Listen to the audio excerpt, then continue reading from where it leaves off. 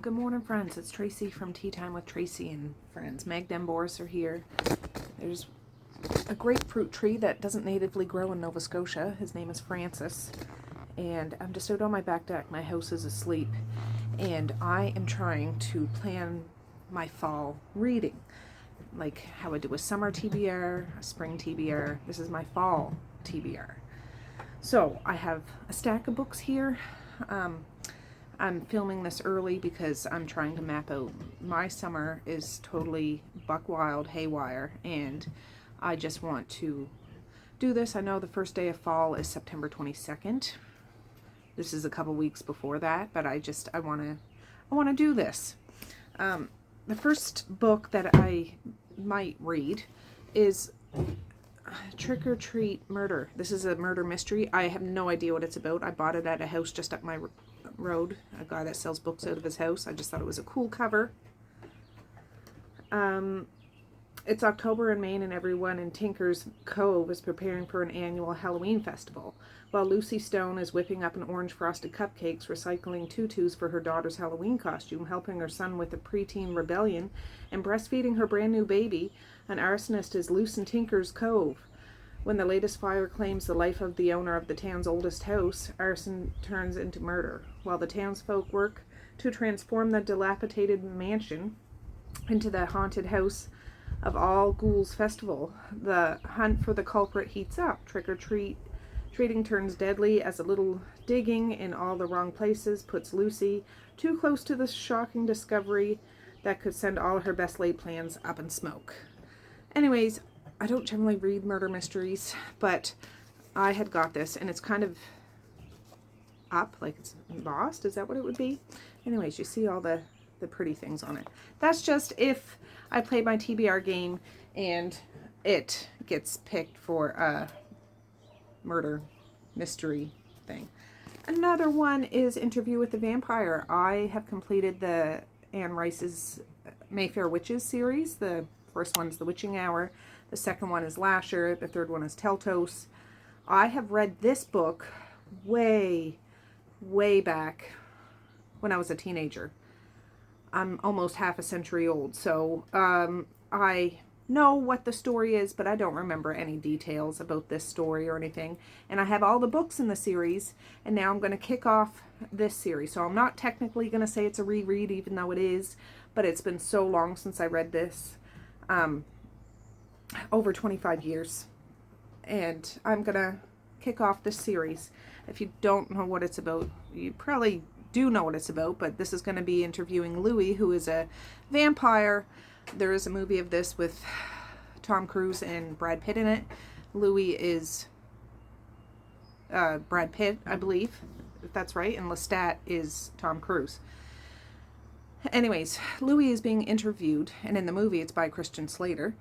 And he's just retelling his transformation into a vampire and the years and centuries of his life and where it has brought him to there. So that's all I'll say about it. But Interview with the Vampire, and this is the same edition I read that long ago, honestly.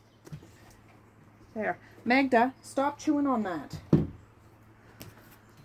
Another one. This, again, would technically be a reread, but I read it when I was a teenager. Way back then. I have read The Summer of Night twice. That's the first book in this series. The book, you don't have to read them in order, but The Summer of Night is the three other books that are in this series of some of the characters in the first book, all grown up, living their own lives. Doesn't really relate back to the first story, but anyways, I haven't read this in so long. This was my very first Dan Simmons book way back when I was a teenager. This is about vampires. It's Romania, orphanages in Romania, AIDS, HIV, all that sort of thing. I don't really know the plot of this, but I remember there's Mercedes-Benz cars in it and high-class vampires, and yeah, a lot of it takes place in Romania at desolate, really heartbreaking orphanages where kids are just starving, and there's a lot of graphic things in this, what I kind of remember, but it's been so long, so The first one was Summer of Night. I think this is the second book, but again, you don't have to read them in order. The second one that I read was The Fires of Eden. I wanted to save this one for fall because it's vampire-y. Hey, no.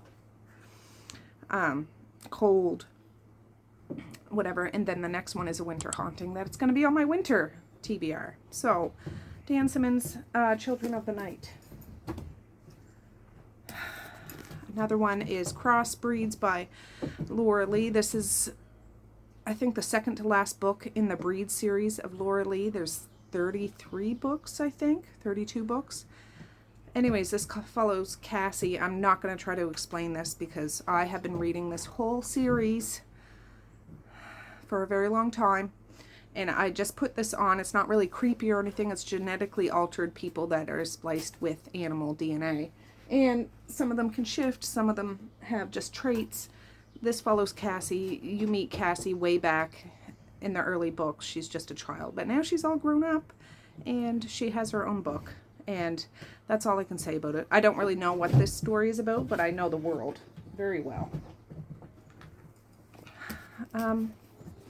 This one, The Chosen by J.R. Ward. I bought it at Thrift Books. This is the next book in the series that I have to read. And Black Dagger, Brotherhood, Vampire. The bad guys are the lessers, the good guys are the vampires. And the Black Dagger Brotherhood is almost like the enforcers to protect the regular vampires and humanity. The Chosen are kind of like angels, angelic creatures, women, and the blood that they have in their body fuels the vampires of the Black Dagger Brotherhood. I don't know what this one is about. And the world is so humongous. This is book,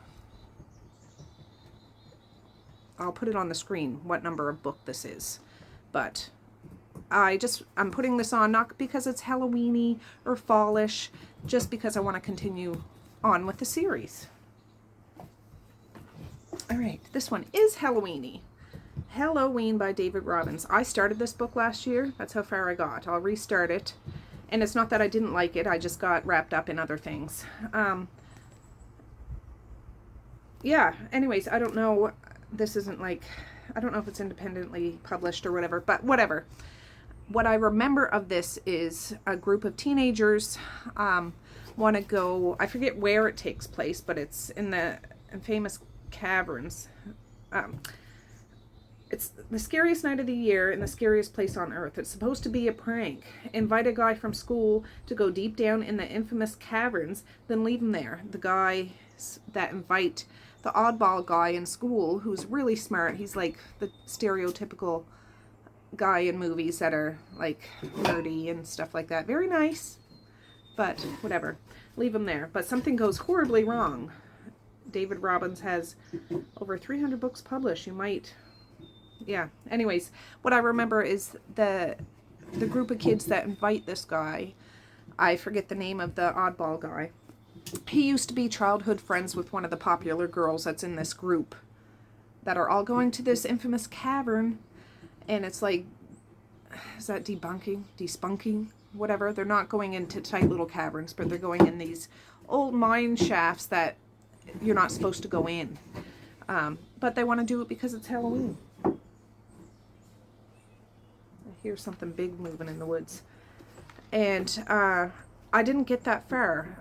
Where I got to, I remember they're all still together. So I'm assuming they wake an ancient force, a monster, a spirit. I have no idea. And it goes crazy. So that one. Symbiotic Fascination by Charlie Jacobs. I read The Season of the Witch by Charlie Jacobs last year and absolutely loved it.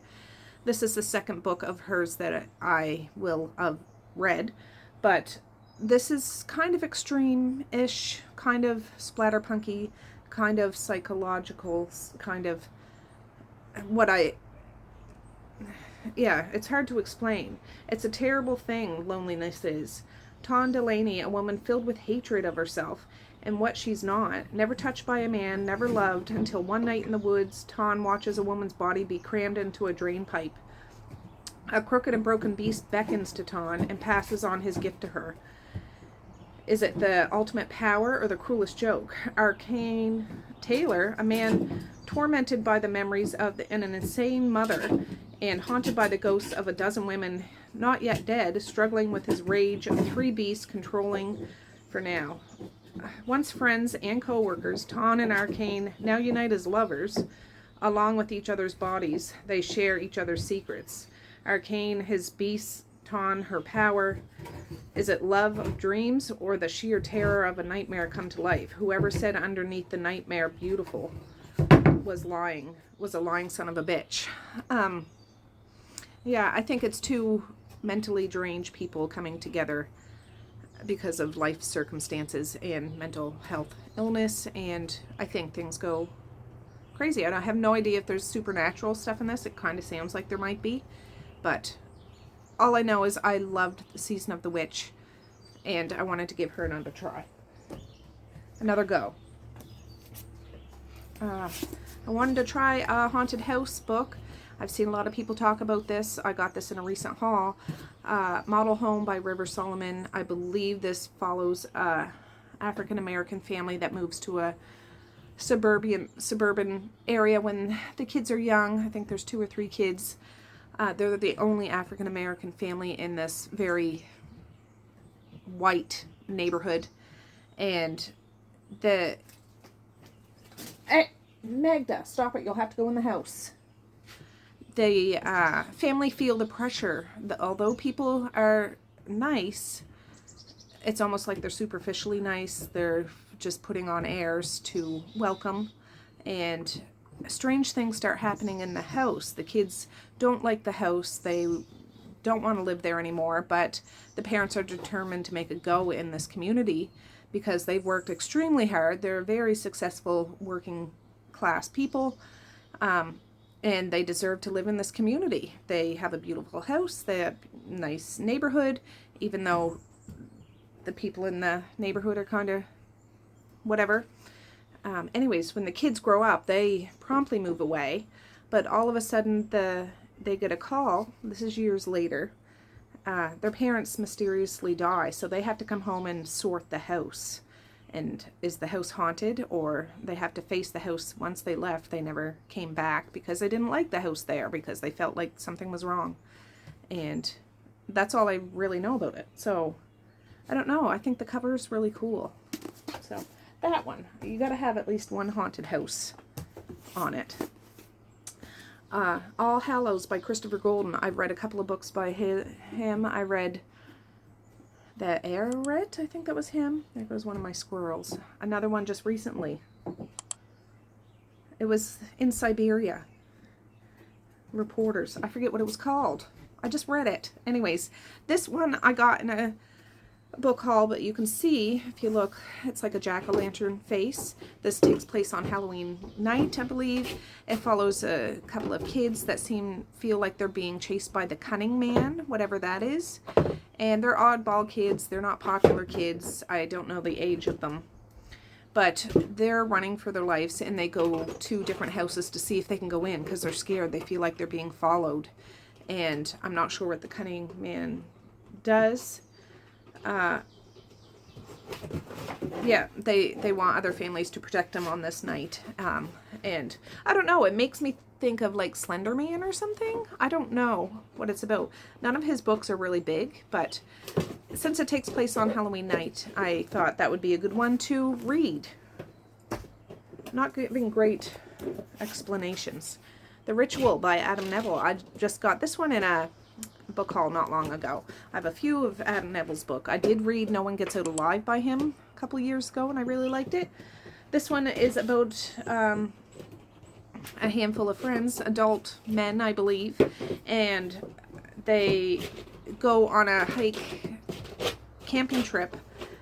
Magda, she's chewing on a bucket, in the Scandinavian wilderness, and it looks like it's fall. It looks like it's fall and cold. I don't know if this is like a Blair Witch thing. I don't know if there's a monster in here, and there is a movie of this. I'd like to read this book and then watch the movie, like a Netflix movie. If it's still on Netflix, I don't know. But I got it, and I think that would be a perfect time to read it. All right, there's a million books that I want to read. Like, there really is. I have a whole bunch. I had to... Oh, there's a couple of more I didn't get. They're in the house. I just got them. The Garlic and the Vampire and Garlic and the Witch. I do have the physical books. They're graphic novels, and they're really cute. And I just thought those would be... whatever. I think it's like a cartoon, cutesy sort of thing. But it would be a nice time of year if I need a little break between some heavier books to read that. I don't generally read books like that, but I seen them and they just triggered me into a childhood memory of school, reading a childhood book in school, and they were brand new books. Our class was the first class to get it, and you open the books and smell them, and they were vegetable characters, and I just seen that, somebody talking about them. I'm like, oh my gosh, I need to get them. Anyways, I do have them, but they're in the house. So those probably wouldn't take very long to read at all. So now some potential rereads that I'd like to have. Again, I have a million. I want to read Pet Sematary again. I have read this before a few years ago. I love the old movie. I've seen the newer movie. That's good too. But I'm assuming most of you know what this is about. A family that moved to a new house, and they have a neighbor across the street. I forget names of people, but this reminds me of late summer into fall. And they have a family cat. Eventually it passes away. The neighbor across the street invites him over to this pet cemetery behind his house. But behind his house in the cemetery, at the end of the cemetery, there's a big mountain. Well, not a mountain, but a big bunch of down trees, almost like a little mountain. Beyond that is the pet cemetery. If you bury stuff there, it comes back, but it doesn't come back quite right. And anyways, I would like to reread this just because it's been a while, and I liked it, and it's fallish, and I'm a big rereader when I have time to do it. It's just I have so many books I haven't read, I forget to reread the ones that I really like. And it's been a few years since I've read that. Another reread would be Let the Right Ones In. Right One In.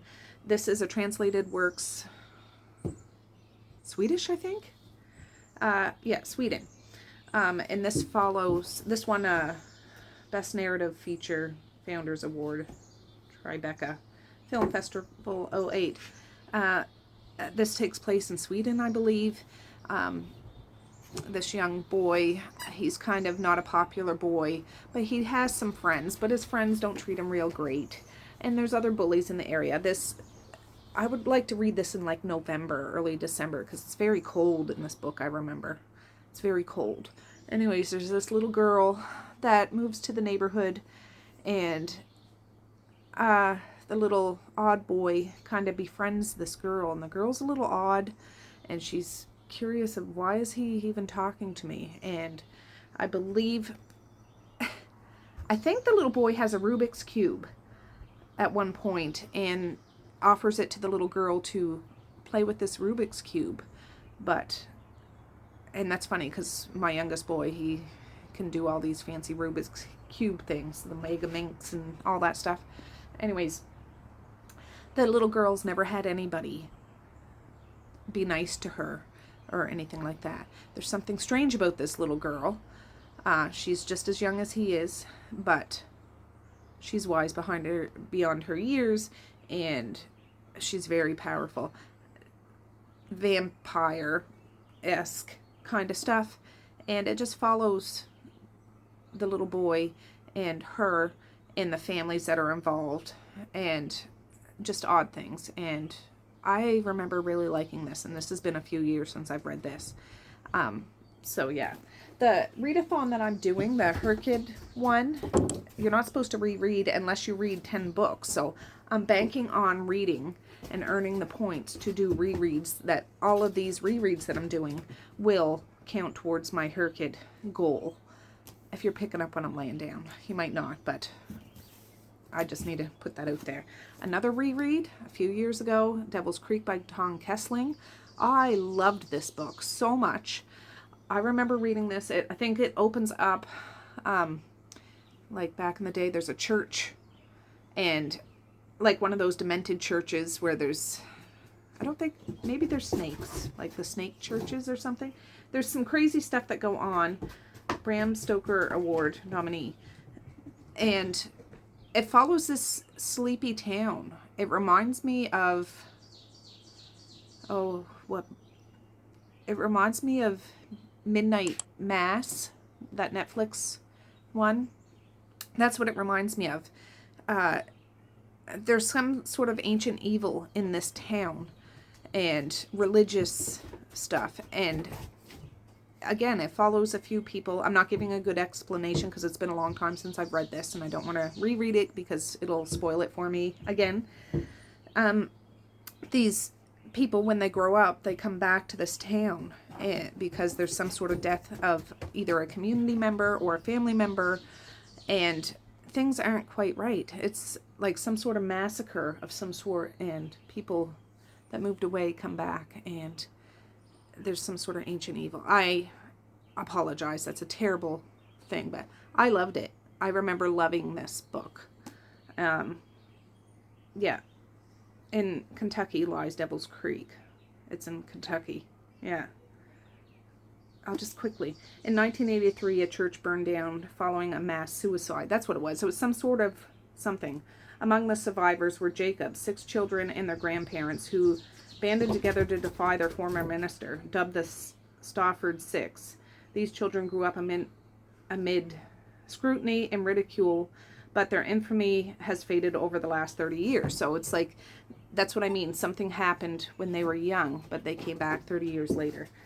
Now their ordeal has all but forgotten, and Jacob Masters is nothing more than a scary story told around campfires. For Jack Tremley, one of the 6 memories of the fateful night have fueled successful art career, a lifetime of nightmares. When his grandmother, Emma Jean, dies, Jack returns to Stafford to settle her estate. What he finds waiting for him are secrets Emma Jean kept in her youth, the secrets of his father and the church, secrets that can no longer stay buried. The roots of Jacob's buried God runs deep within the heart of Devil's Creek. Something is beginning to stir. Yeah, I said I wasn't going to read it, but I just did. But I just remember really enjoying this book because I went into it completely blind when I did.